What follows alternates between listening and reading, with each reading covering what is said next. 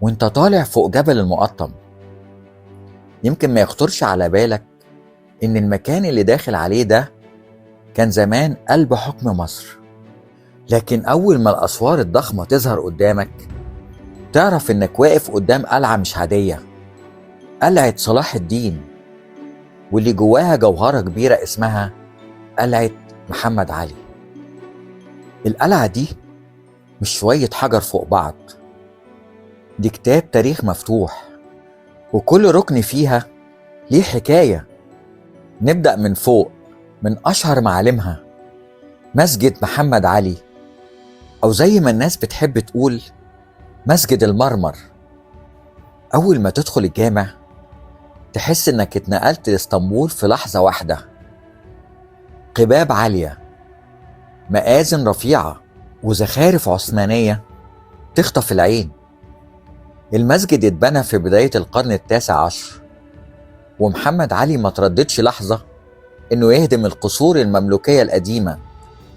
المهم يبني حاجة تليق بطموحه.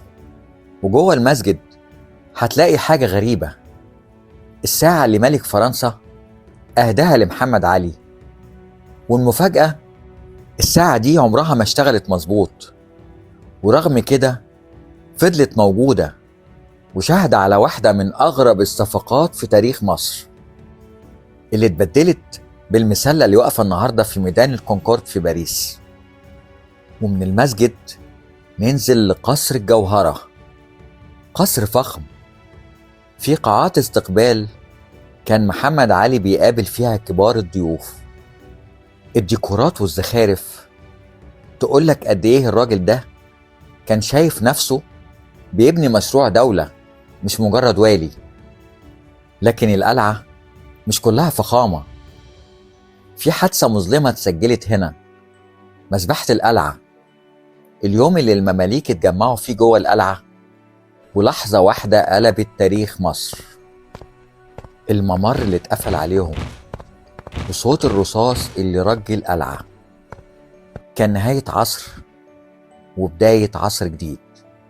وبعيدا عن الأحداث التقيلة، القلعة فيها كنوز تانية، متحف الشرطة القومي، قصص، أدوات وصور بتحكي تاريخ الشرطة في مصر من زمان، ومتحف المركبات الملكية، عربيات ملكية، أطقم خيول، ولبس رسمي يخليك تحس إنك داخل فيلم تاريخي. في النهاية القلعة مش مجرد مكان، دي تجربة، كل خطوة فيها بتحكي لك فصل من تاريخ مصر، وكل باب بتعدي منه ليه سر وليه حكاية لسه عايشة لحد النهارده.